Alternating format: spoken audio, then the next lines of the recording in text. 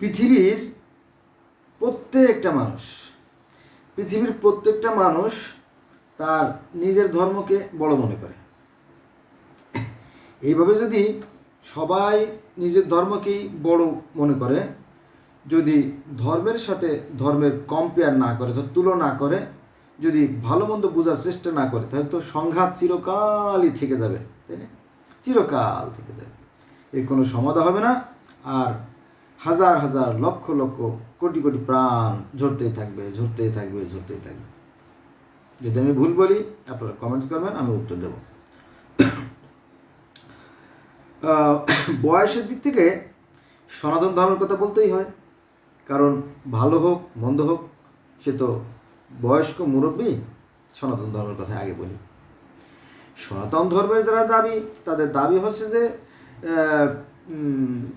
আমাদের ধর্ম সর্বপ্রাচীনতম এবং আমাদের ধর্ম হচ্ছে সনাতন। সনাতন শব্দ হচ্ছে আদি, আসল, স্পেশাল এবং প্রাচীন।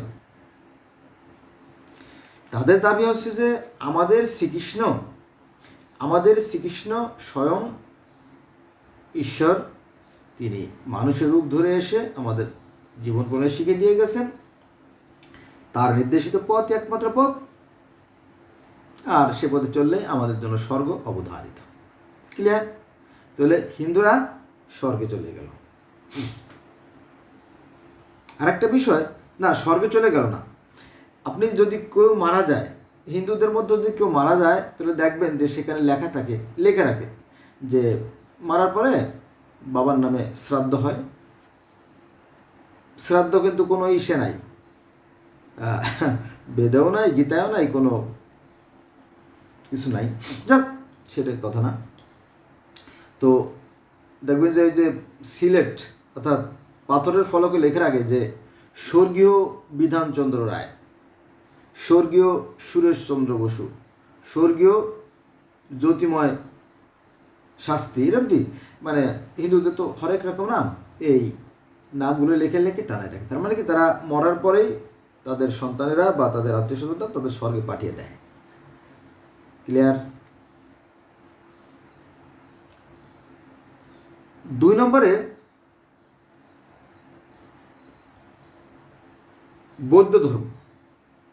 বৌদ্ধ ধর্মের গৌতম বুদ্ধ তো স্বয়ং ঈশ্বর, জানেন তো, তাই না? আপনারা যদি বুদ্ধ অর্থাৎ বাসাবো, আমাদের যাত্রাবাড়ি, তারপরে আপনার দোলাইখাড়, সায়দাবাদ, ওই অঞ্চলটা কিন্তু বাসাবোটা ওই অঞ্চলে, যারা চিনেন তারা চিনতো, যারা চিনেন না তারা চিনেন না। ওখানে বাসাবোতে বিশাল এক আকাশচুন্নি, প্রায় 16 তলার সমান বা 15 তলার সমান বিশাল বৌদ্ধের মূর্তি। তো অত বড় মূর্তিকে তো আর সেবা করা যায় না। তার পাশেই বুদ্ধের মূর্তি আছে, আর একটা গাছের নিচে গাছ আছে। তো সেখানে সবাই টান শটাং করে তার সামনে সেবা দেয়। কারণ এই বুদ্ধের আবার জ্যোতিরূপ আছে, 64 রকমের ব্যঞ্জন,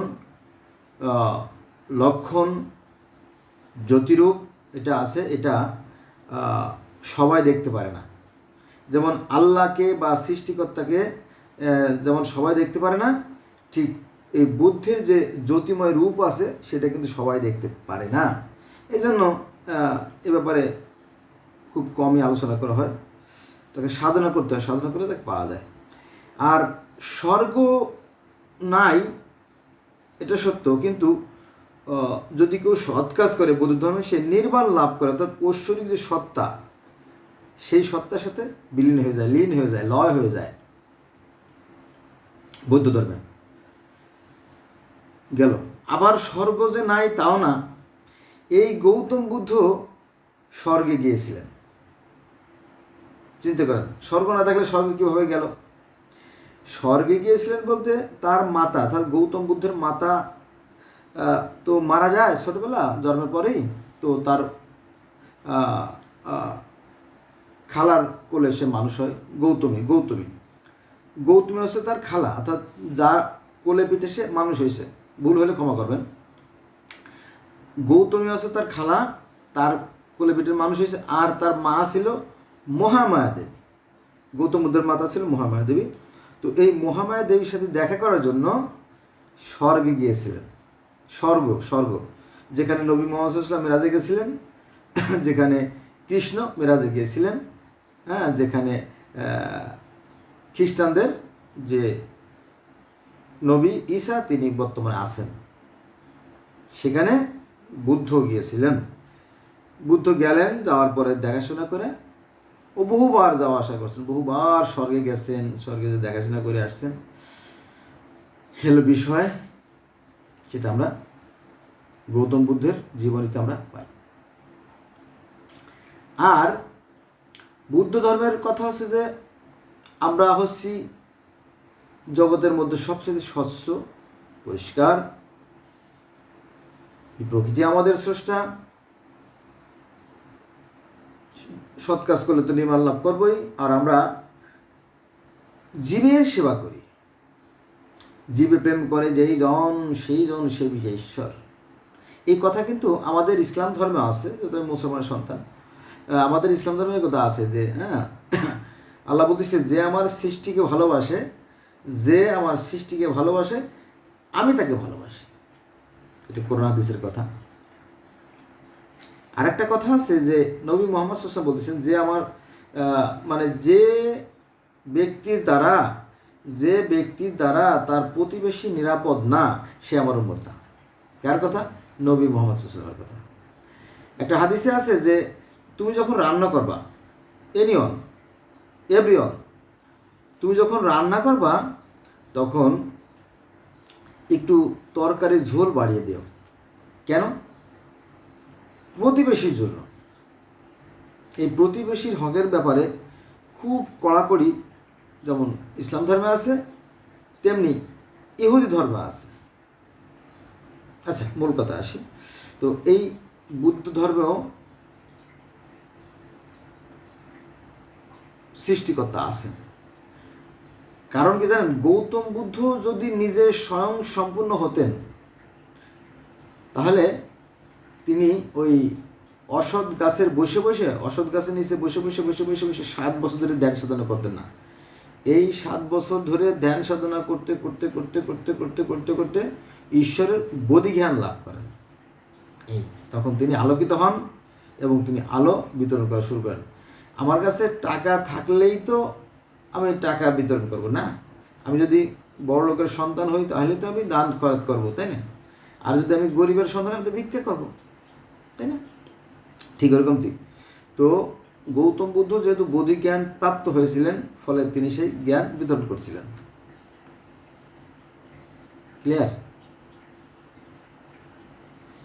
এই জন্য বুদ্ধরা দাবি করে যে আমরা একটা মশাও মারি না, একটা পিঁপড়েও মারি না, হ্যাঁ, একটা জীব হত্যা করি না, হ্যাঁ, আমাদের ধর্মটা নিঃসন্দেহে মহৎ, আমরাই একমাত্র জান্নাতে যাব, স্বর্গে যাব। তার মানে ওইদিকে সনাতন ধর্মের দ্বারা তারা জান্নাতে যাবে, আর এদিকে বুদ্ধরা তারাও জান্নাতে যাবে। এখানে একটা কথা বলা দরকার যে আমাদের যেমন ইসলাম ধর্মে একটা মন্ত্র আছে যে একবার যদি কেউ কলেমা পড়ে, ইসলাম ধর্মে একবার যদি কলেমা পড়ে কেউ একবার, তাহলে সে একদিন না একদিন সে জান্নাতে যাবেই যাবে। এটা হচ্ছে আমাদের আলেমার কথা। তো এই কলেমার কথা আবার সনাতন ধর্মে আছে যে একবার রাম নামে যত পাপ হরে, জীবের কি সাধ্য আছে তত পাপ করে। যত পাপ বিশ্ব করুক, আগে পিছে সমস্ত পাপ তার মাপ হয়ে যাবে যদি সে একবার রাম নাম নেয়। কারণ রাম হচ্ছে কি জানেন? রাম হচ্ছে সেই স্বয়ং বিষ্ণুর অবতার, অর্থাৎ স্বয়ং সৃষ্টিকর্তা। হ্যাঁ, বিষয়টা বলি, একটু খুলে বলি, তারপরে অন্য ধর্মে যাই। বিষয়টা হচ্ছে যে পৃথিবীটা অনেক সুন্দর করে সৃষ্টিকর্তা সৃষ্টি করলেন। সৃষ্টি করার পরে সেখানে মানুষকে বললেন যে তোমরা এখানে খাও, ফুর্তি করো, আনন্দ করো, তবে সাবধান, সীমা লঙ্ঘন করবে না। যেমন ইসলামে আছে সেরকম কথা সনাতন ধর্মে আছে, ঠিক আছে। কিন্তু দেখা গেল যে তার মধ্যে অসুর পয়দা হয়ে গেছে। ওই যে রাবণ অত্যাচার করে, শুধু অত্যাচার করে, অবিচার করে, মানুষের সাথে দুশ্মনই করে। নম্বর এক, সৃষ্টিকর্তা তো এত সহজ না, তাই না, যে হুট করে একটা কিছু করে ফেলেন। কারণ অনেক ভালোবেসে তো মানুষ সৃষ্টি করছে। বাচ্চারা দুষ্টুমি করে না, দুষ্টুমি করার মতো মানুষও তো দুষ্টুমি করতে পারে, তাতে আল্লাহ পাক অসন্তুষ্ট হন নাই। তিনি ধৈর্য ধরে দেখতেছেন। এদিকে আবার রাম ওই যে রামের কথা বললাম পুণ্যবান, এই রামের পিতা দশরথের আবার কোনো সন্তান হচ্ছিল না, কোনো ছেলে নেই। উনি কিন্তু সেই রাজা দশরথ, রামের পিতা, উনি রাজা ছিলেন। তো ওনার 3টে স্ত্রী আছে, রাজ্য আছে, অর্থ আছে, সম্মান আছে, কি নাই, সব আছে, কিন্তু আসল জিনিসটা নাই। ওনার মনে কোনো সুখ নাই, ওনার কোনো সন্তান নাই। তো একদিন উনি অগ্নিতে যজ্ঞ করতেছিলেন। অগ্নি ঈশ্বরের এক রূপ। ওই যে মুসা আলাইহিস সালাম পাহাড়ে যে আগুন দেখছিলেন না, ওই আগুন। তো উনি ওই আগুন জ্বালিয়ে তপস্যা করতেছিলেন, মানে ধ্যান, নামাজ পড়তেছিলেন, নামাজের পদ্ধতি তাদের আর কি। তো ধ্যান করতে হঠাৎ করে আল্লাহ পাক তার সাথে দেখা দিলেন, অর্থাৎ ঈশ্বরের আবির্ভাব হলো এক জ্যোতিময় এক আলো মানে তো জ্যোতি। তো আলো দেখা হলো। তো বললো, হেই দশরথ, কি তোর মনোবাসনা, কি তোর কামনা? তো বললো, হে ভগবান, তুমি তো আমাকে সবই দিয়েছো, কিন্তু তারপরে আমার মনে ব্যথা একটা রয়ে গেছে। বলে, কি ব্যথা? বললো যে আমার তো কোনো সন্তান নাই। ও তাই তো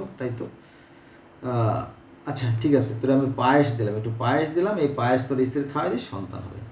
মনে আছে যে আল্লাহ কিন্তু আল্লাহ কিন্তু পৃথিবীর প্রত্যেকটা ধূলিকণা নজরে রাখেন, তার নির্দেশ ছাড়া গাছের পাতা নড়ে না। তারপরেও কিন্তু সে আদমকে দেখতে পাচ্ছিল না। এই কাহিনী কিন্তু কোরআনে আছে। সেটা হচ্ছে কি, যে আল্লাহ পাক একদিন জান্নাতের বাগানে আসলেন, আসার পরে আদমকে ডাক দিলেন, আদম তুমি কোথায়? মানে আল্লাহ পাক কিন্তু আদমকে দেখতেছিল না। এটি কিন্তু যারা মূর্খ, যারা নির্বোধ, তারা কিন্তু বুঝতে পারে না, বিষয়গুলো বুঝতে পারে না। আল্লাহ পাক তো সর্বদর্শী। আল্লাহ পাক একটা গাছের পাতাও নড়ে না পৃথিবীতে, সে তিনি লক্ষ্য করেন। আবার একটা বালুকণা বলছেন না, সামান্য বালুকণাও স্থানচ্যুত তার নির্দেশ কিন্তু কোরআনে আছে কিন্তু হাদিস না। তাহলে এত কিছু আল্লাহ পাক জানেন, অথচ আদমের মধ্যে একটা আস্ত মানুষ, তাও কি 60 হাত লম্বা, কোথায় আছে জানেন না আল্লাহ? এই কথা কোরআনে আছে, কিন্তু কোরআনে সূরা আল বাকারার 30 থেকে 38 নম্বর আয়াতের মধ্যে খুঁজলে পেয়ে যাবেন আর কি। এই ধরনের অনেক বিষয় আছে যারা মূর্খরা বুঝতে পারে না এই ব্যাপারগুলো। হ্যাঁ, যারা জ্ঞানী তারা শুধু বুঝতে পারে, এরকম তো কথা কিন্তু আছে। তাহলে আল্লাহ কেন দেখতে পারলেন না? এই প্রশ্নটা আমি করি, তাহলে দেখবেন যে হুজুর উত্তর দিতে পারবে না। আল্লাহ তো সবই দেখেন, অথচ আদম 60 হাত লম্বা আদমকে দেখতে পারলেন না, এটা তো হয় না, তাই না? এইভাবে অনেক কিছু আছে, কথা বলতে গেলে মায়ের খাইতে হয় আর কি। যাই হোক, আপনারা বুঝে নিন বিষয়টা, এলে বিষয় বুঝক। তারপরে তো আমরা মূল কথা ফিরে যাই, সেটা হচ্ছে যে ঈশ্বর কি জানতেন না যে দশরথের কোনো সন্তান নাই? তখন বলো, ও তাই তো। যাই হোক, তারপরে পায়েস দিলেন, খাওয়াই দেওয়ার পরে আবার এই দশরথের 4 সন্তান হলো, রাম, লক্ষ্মণ, ভরত, শত্রুঘ্ন। এরকম, আমার ভুল হতে পারে শত্রুঘ্ন নামটা একটু। এই 4টে সন্তান হলো, এই হলো বিষয়, ঠিক আছে? তো এই যে সেই রাম আছে স্বয়ং ঈশ্বরের এক রূপ। তিনি মহান ছিলেন। তিনি কি করলেন? ওই যে অত্যাচারী যে রাবণ, তাকে বধ করলেন, তাকে ধ্বংস করলেন এবং পৃথিবীতে শান্তির বন্যা বইয়ে দিলেন। যেমন নবী মুহাম্মদ সাল্লাল্লাহু আলাইহি ওয়াসাল্লাম পৃথিবীতে শান্তির বন্যা বইয়ে দিয়েছিলেন। যদিও সেটা ছিল পূর্বযুগের কাহিনী, আপনি এই সত্যকে তো অস্বীকার করতে পারেন না। যাক, এলো বিষয়। তো সনাতন ধর্মের দাবি যে শ্রীকৃষ্ণ হচ্ছে স্বয়ং ঈশ্বর, রামও স্বয়ং ঈশ্বর। অতএব একবার রাম নামে যতবা ভরে, জীবের কি সাধ্য আছে ততপ করে। এবং মুসলমানরা তাই বলে যে একবার কলেমা পড়লেই জান্নাত অবধারিত। চলে মুসলমানও জানা চলে যাচ্ছে, হিন্দুরাও জানা চলে যাচ্ছে, ওদিকে বৌদ্ধরাও জানাতে চলে যাবে, কারণ তারা তো আসলেই পবিত্র। এবার আসেন ইহুদি ধর্মে 3 নম্বরে।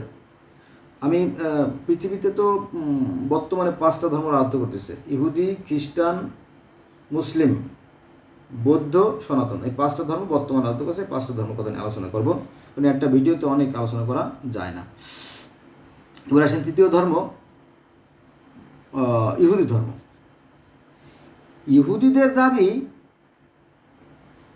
স্বয়ং ঈশ্বর যিনি, স্বয়ং সৃষ্টিকর্তা যিনি, স্বয়ং রব যিনি, স্বয়ং ইলা যিনি, স্বয়ং আল্লাহ যিনি, স্বয়ং আনু যিনি, তিনি মোজেসকে অর্থাৎ মুসাকে খুব ভালোবাসতেন এবং ইহুদি জাতিকে অনেক ভালোবাসতেন। এবং পৃথিবীতে যে 1,24,000 নবী রাসূল আসছেন, সব ওই ইহুদি ধর্মেই আসছে, নবী মুহাম্মদ ছাড়া।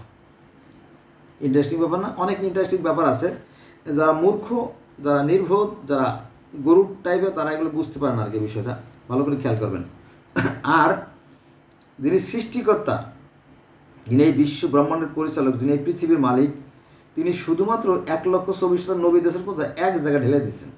সেটা হচ্ছে যে লেবানন, সিরিয়া, ফিলিস্তিন, ইসরায়েল, জর্দান, ইরাক আর আরব। এইটুকু কি পৃথিবী? তাহলে সৃষ্টিকর্তা যিনি, সৃষ্টিকর্তা যদি শুধু এই জায়গা 1 লাখ, 2 লাখ, 3 লাখ নবী দেন আর পৃথিবীর অন্যখানে দিলেন না, তো এটা কিন্তু সৃষ্টিকর্তা অবিচার করছেন। হ্যাঁ, শুধুমাত্র একটা ভাষায় দিলেন, অথচ সৃষ্টিকর্তা ভাষা সৃষ্টি করেন কত? 7,111টা ভাষা। সৃষ্টিকর্তা ভাষা সৃষ্টি করলেন কত? 7,111টা। মতান্তরে 6,995টা ভাষা। ভাষার কথা বলতেছি, পৃথিবীতে ভাষা আছে কত? 6,995টা অথবা 7,111টা। আপনারা সার্চ দিয়ে দেখেন, সার্চ দিয়ে দেখলে এই ভাষা, পৃথিবীতে ভাষার পরিমাণ কত সেটা চলে আসবে আর কি। এখন তো সব লেটেস্ট হয়ে গেছে, ঘরে বসে বসে গোটা পৃথিবীর তথ্য জানা যায়। ঠিক আছে, যাও তো মূল কথা আসি। তো ইহুদিদের দাবি হচ্ছে আমাদের যে মুসা, তিনি হচ্ছে সৃষ্টিকর্তার সবচেয়ে পছন্দের মানুষ এবং তার নির্দেশিত পথই একমাত্র পথ।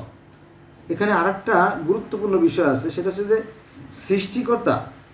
সৃষ্টিকর্তা স্বর্গ থেকে খোদাই করা পাথরে বানিয়ে এনে সেটা মুসাকে দিলে, যে মুসা এই নাও, তুমি আমার পছন্দের মানুষ।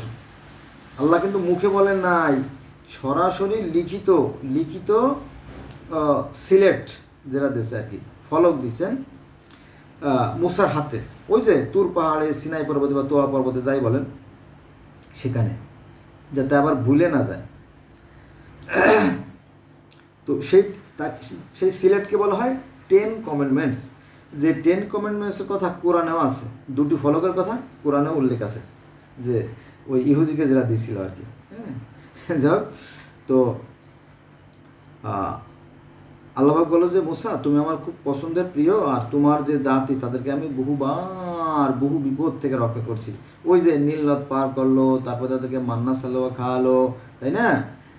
তাদেরকে 12টা পানি রাস্তা করে দিল। এগুলো কিন্তু সব কোরআনের কাহিনী, অর্থাৎ তাওরাতের কাহিনী মানেই কোরআনের কাহিনী, কোরআনের কাহিনী মানে তাওরাতের কাহিনী।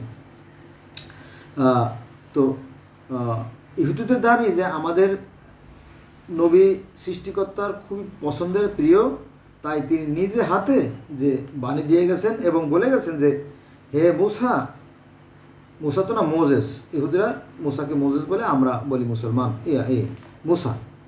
তো বলতেছে যে হে মুসা, তুমি আমার খুব পছন্দের,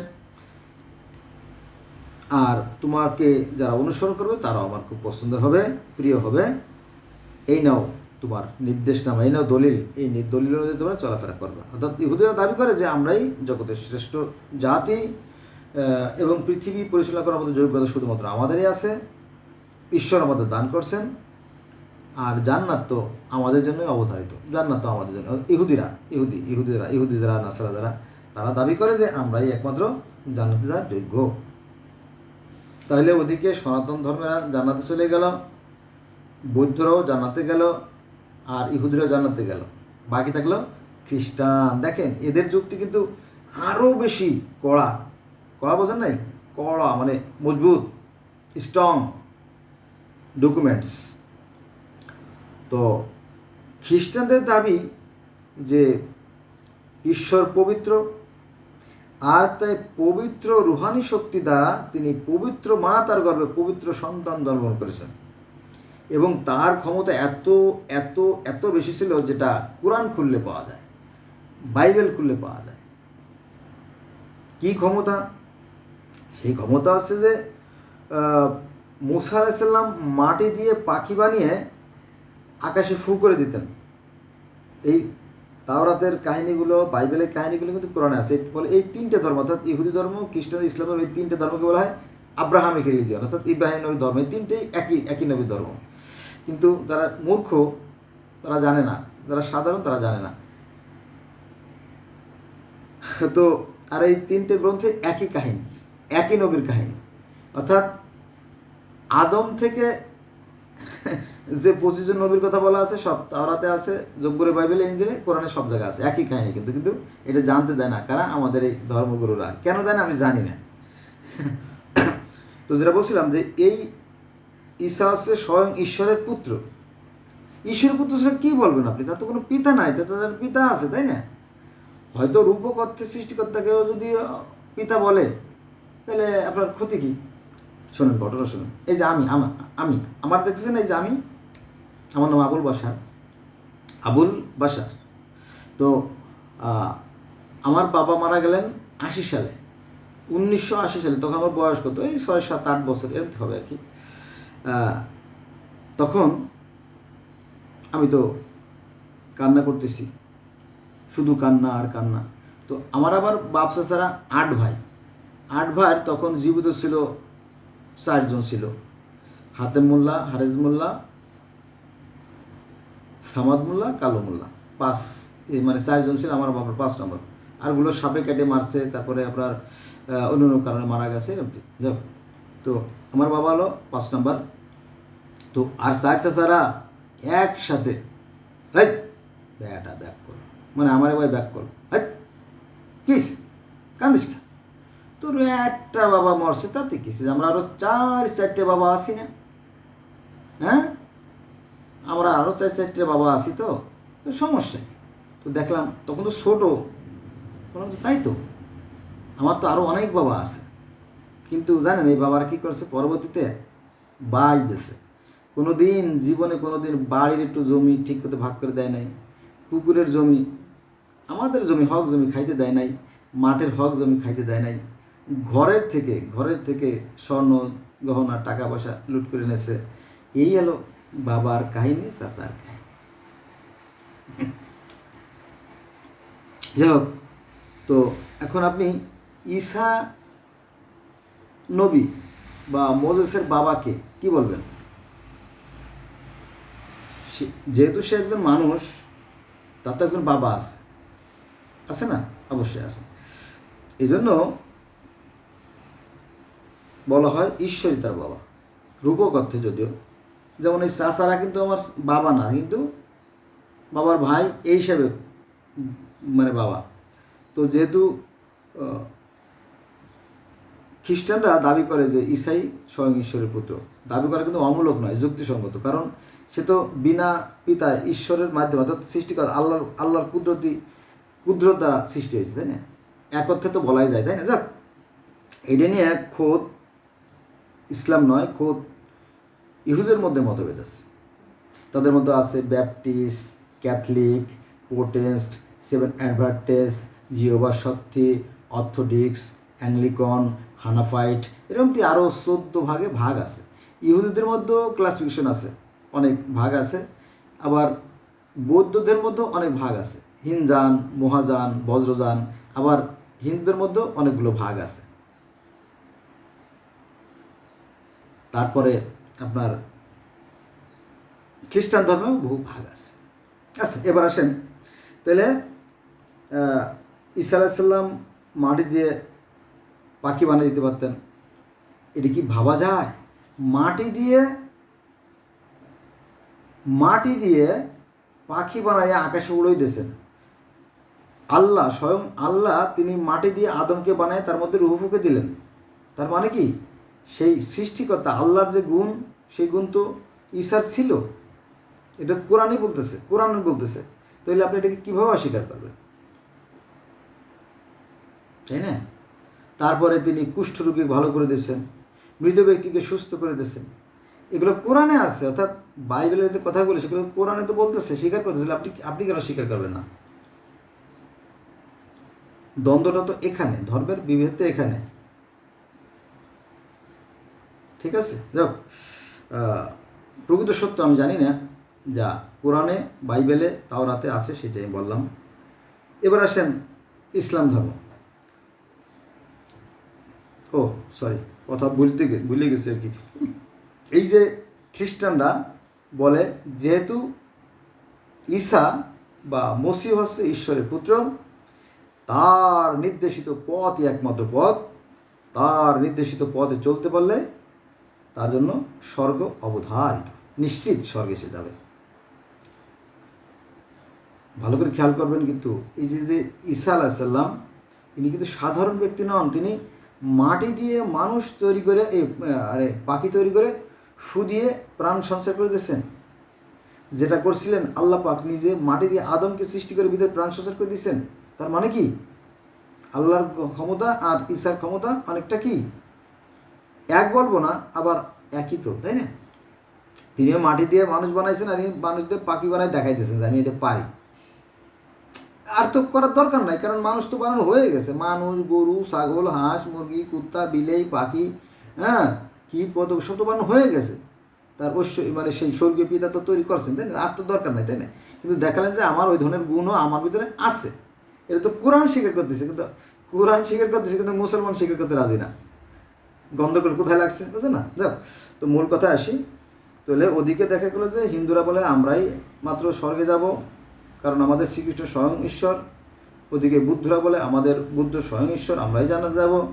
ওদিকে ইহুদিদের দাবি যে মুসার সাথে স্বয়ং ঈশ্বর দেখা করে গেছেন এবং কিতাব দিয়ে গেছেন, আমরাই একমাত্র পছন্দের মানুষ। আর ওইদিকে ঈসা অনুসারী যারা, অর্থাৎ খ্রিস্টানরা, তারা বলতেছে যে আমরা একমাত্র স্বর্গে যাওয়ার দাবি রাখি, কারণ আমাদের ঈসা নবী স্বয়ং ঈশ্বর। এখন কোরআন তো স্বীকার করছে, কোরআন করার পরে যদি আপনি এখন তাকে অস্বীকার করার চেষ্টা করেন, তখন তো বিভেদ সৃষ্টি হবে। এই জন্য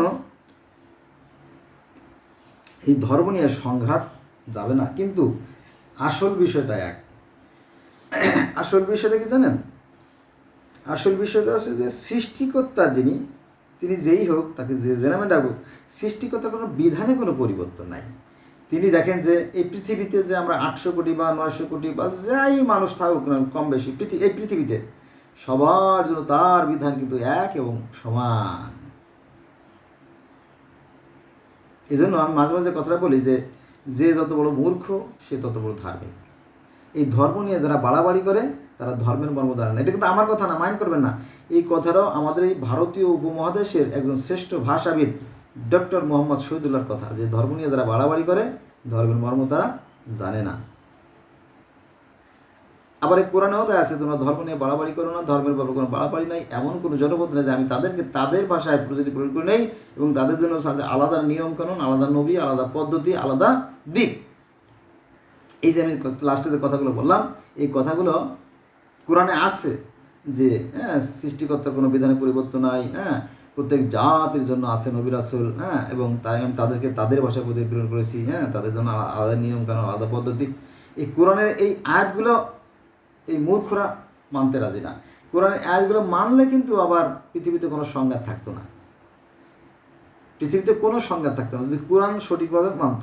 এই জন্য আমি অনুরোধ করবো যে আপনারা কোরআনটা তো সিম্পল ব্যাপার। এটা এই যে একটা কোরআনের অর্ধেকটা আরবি, আপনি বাংলা অর্থটা সহ পড়েন। তারপরে নিজেকে দাবি করেন আমি মুসলমান। এই কোরআন শরীফ পড়তে কিন্তু 10-20 বছর লাগে না, 18 বছর লাগে না, 22 বছর লাগে না, 2 দিন লাগে। কোরআন শরীফের যে বাংলা অংশটুকু মাত্র 2 দিন পড়েন।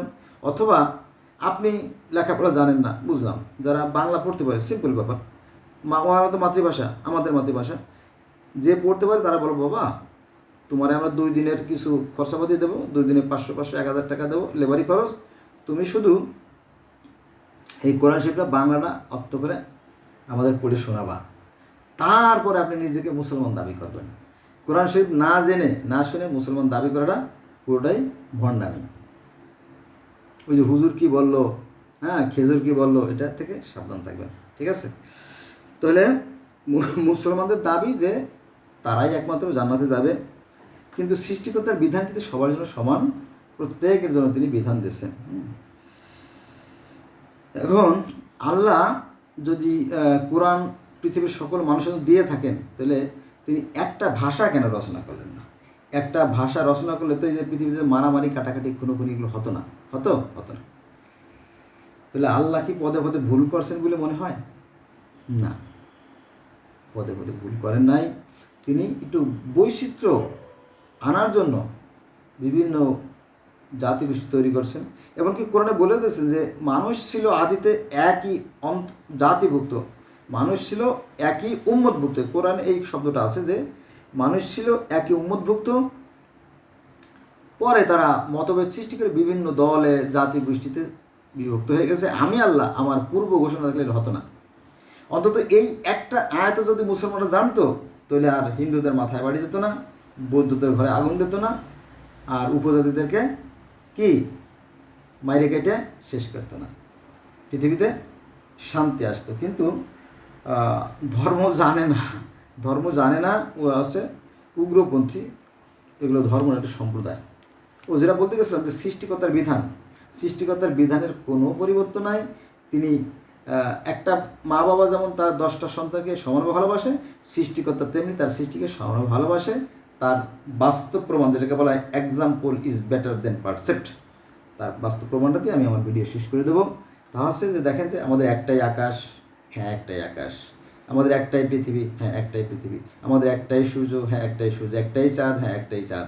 আমরা পৃথিবীর প্রত্যেকটা মানুষ একই অক্সিজেন ভোগ করি, হ্যাঁ একই অক্সিজেন, একই আলো বাতাস, হ্যাঁ পৃথিবীর প্রত্যেকটা মানুষ সুখে হাসে দুঃখে কাঁদে, হ্যাঁ ঠিক, প্রত্যেকের আবেগ অনুভূতি এক, হ্যাঁ প্রত্যেকের ক্ষুধার জ্বালা এক, হ্যাঁ জৈবিক চাহিদা এক।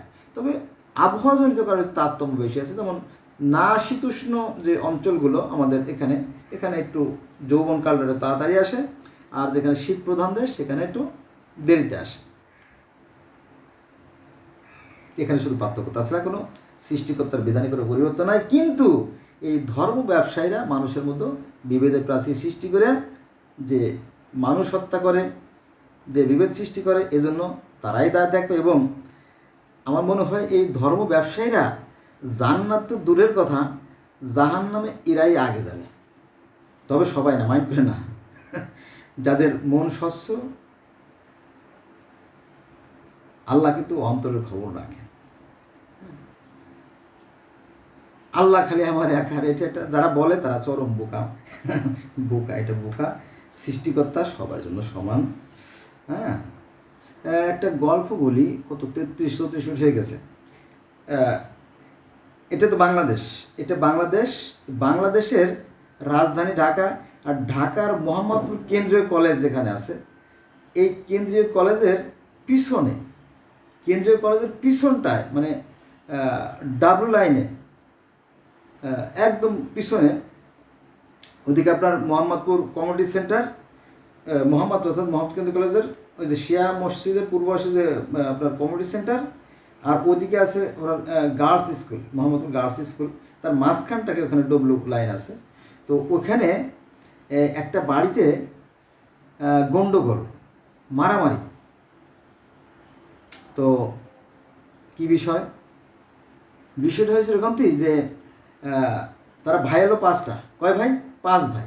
বাবা মাশাআল্লাহ সুন্দর চেহারা, স্লিম বডি, সাদা ধবধবে চুল, দাড়ি, খুব ভদ্র লোকটা ভদ্র, এবং উনি অনেক স্ট্রাগল, মানে অনেক সংগ্রাম করে উনি ছেলের জন্য একটা বাড়ি করছে, যথেষ্ট বড় বাড়ি। তো এই ভাইটা এই 5 ভাইয়ের ভিতরে এক ভাই খুব চালাক। সে করছে কি, রাতে ঘুমের ঘরে বাবার টিপসই নিয়ে সে দলিল করে নিয়েছে।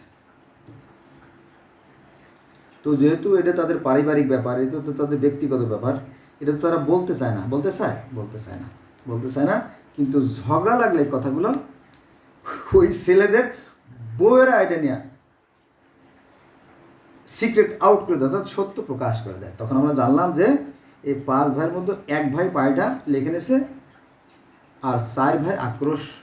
এখন যদি এই ভাইরা অভদ্র হয়, ভদ্রলোক মানে কি বোকা লোক, ভদ্রলোকরা গুনার ভিতরে পড়ে না। ভদ্রলোক কোনো মানুষের জাত না, যারা ভদ্র তারা মানুষের জাত না, তাদের দ্বারা কোনো ভালো কিছু হয় না। যদি ওই অভদ্র লোকরা ভালো, অভদ্র লোকরা সবচেয়ে ভালো। যদি এই 4 ভাইয়ের ভিতরে অভদ্র একটা ভাইও থাকতো, তাহলে ওরা সাথে সাথে মাইরে সাটাং করে ফেলতো, পিটাইয়া। কিন্তু ওরা তো ভদ্র লোকদের কী হবে, ওই 4 ভাই খালি চিল্লাফাল্লা করে, এটা ঠিক কর, এই দলিল সংশোধন কর, নইলে তোর খবর আছে, তোরে দেখাই দেবো, ইত্যাদি ইত্যাদি। এখন এই ভাই যদি শ্বশুরবাড়িতে পালায় থাকে, অথবা যদি কোনো ক্ষমতাশালী, কোনো বিত্তবান, কোনো প্রভাবশালীর হাতে এই বাড়িটা লিখে দেয়, হোক সে ডুপ্লিকেট, কিন্তু বাপের তো মিলে গেছে, টিপসে তো মিলে গেছে, তখন কিন্তু দেখবেন যে 4 ভাই তাড়া করে ওই জমিটা দখল করে নেবে। হচ্ছে কিন্তু বুড়ি কোর্টে যাবেন, কোর্টে গেলে দেখেন যে শতকরা 80-90 এবার মিথ্যে মামলা বা হ্যান ত্যান এগুলো নিয়ে কোর্ট চলে। তাহলে বিষয় এটা আমার প্রত্যক্ষ, তো আমি যতটা সম্ভব সত্যের কাছাকাছি থাকার চেষ্টা করি এবং সত্য কথা বলার চেষ্টা করি। বন্ধুরা, এখন কথা আছে যে ওই যে বললাম যে 1 নম্বরে সনাতন ধর্মের দাবি, তাদের ধর্মই শ্রেষ্ঠ, বৌদ্ধদের ধর্ম তাদের শ্রেষ্ঠ, ইহুদি ধর্ম তাদের ধর্ম শ্রেষ্ঠ, খ্রিস্টান ধর্ম তাদের ধর্ম শ্রেষ্ঠ, আর ইসলাম ধর্মের দাবি তাদের ধর্ম শ্রেষ্ঠ। এ যদি চলতে থাকে তাহলে কশ্মিন কালেও পৃথিবীতে শান্তি আসবে না। আর এই কথাগুলো কোরআনের বিরুদ্ধে যায়, কারণ কোরআন বলতেছে যে, আল্লাহ বলতেছে যে এমন কোনো জাতি নাই, এমন কোনো সম্প্রদায় এমনকি তাদেরকে তাদের ভাষা প্রতিবেদন করে নেই। প্রত্যেক জাতির জন্য আলাদা আলাদা নিয়ম কানুন, আলাদা আলাদা পদ্ধতি, আলাদা আলাদা ভাষা সবই আছে, এবং প্রত্যেকটা জাতির জন্য তিনি নবী রাসূল করেছেন। কোরআনের কথা সূরা আল বাকারার 4 নম্বর আয়াত দেখেন, সূরা আল বাকারার 62 নম্বর আয়াত দেখেন। সূরা আল বাকারার 62 আয়াতে স্পষ্ট বলা আছে যে ইহুদি, খ্রিস্টান, মূর্তি উপাসক, সে যেই হোক, সে যদি সৃষ্টিকর্তা বিশ্বাস করে এবং এক আল্লাহর আরাধনা করে, তার জন্য আছে জান্নাত। তাহলে এই যে আমার কথা আছে যে পৃথিবীতে যে 4315টা ধর্ম, এরা তো সবাই সেই একই সৃষ্টিকর্তাকে মানে, যে তিনি অদৃশ্য নিরাকার। 2 জন সৃষ্টিকর্তা পৃথিবীর কোনো ধর্মে নাই। আর তার মতো যারা সৎ কাজ করবে তারাই তো জান্নাতে। জান্নাত বলতে কি, এই যে আপনার দেখবেন যে Japan, Laos, Cambodia, Vietnam, Thailand, Hong Kong, Bangkok, ওখানে কিন্তু শান্তি আছে, ওরা কিন্তু যুদ্ধ করে না, এবং ওরা খুব বিনয়ী, ভদ্র। দেখবেন ভবিষ্যতে, এখন তো আমেরিকা একটু মাস্তানি সর্দারি করতেছে, ভবিষ্যতে যারা এই পৃথিবীটা পরিচালনা করবে তারা হচ্ছে এই বুদ্ধ, অথবা এই জাপানিরা, চীনেরা, এরাই পৃথিবীতে, কারণ এরা খুব ভদ্র, তো এই জন্য আল্লাহ পাক তাদেরকেই দায়িত্ব দেবেন যে তোমরা পৃথিবী পরিচালনা করো। আমরা যতই লাফালাফি করি কোনো লাভ হবে না। অতএব আমি আবারও অনুরোধ করবো যে আসেন আমরা কোরআনটা বাংলা অর্থসহ পড়ার চেষ্টা করি। আজকে বন্ধু রইল, সব ভালো থাকবেন, আল্লাহ হাফেজ।